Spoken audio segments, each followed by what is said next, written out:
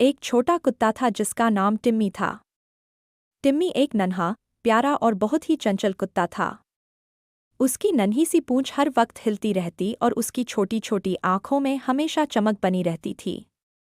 टिम्मी का रंग सफ़ेद था और उसके कान थोड़े से भूरे थे, जो उसे और भी ज्यादा प्यारा बनाते थे।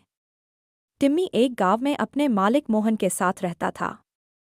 मोहन एक किसान था और उसका खेत गांव के पास ही था। हर सुबह टिम्मी मोहन के साथ खेत पर जाता और सारा दिन उसके आसपास दौड़ता भागता रहता। उसे खेत की हरियाली बहुत पसंद थी और वह तितलियों के पीछे भागता था। एक दिन जब मोहन खेत में काम कर रहा था, टिम्मी को एक अजीब सी आवाज़ सुनाई दी। उसने ध्यान से सुना और देखा कि एक गड्ढे के पास से आवाज़ आ रही थी। टिम्मी ने दौड़कर गड्ढे में झांका और देखा कि एक छोटा सा खरगोश उसमें फंसा हुआ था। टिम्मी तुरंत समझ गया कि उसे मदद की ज़रूरत है। टिम्मी ने बिना समय गंवाए मोहन के पास दौड़कर जाकर जोर जोर से भौंकना शुरू कर दिया।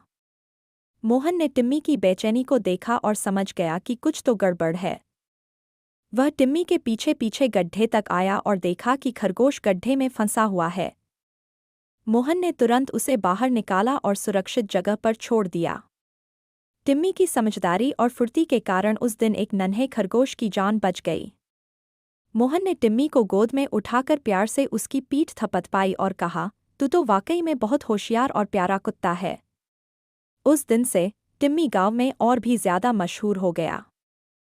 हर कोई उसे प्यार करता था और उसकी तारीफ करता था।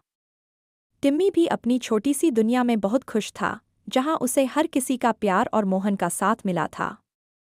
और इस तरह टिम्मी की कहानी गांव में हमेशा याद की जाती रही।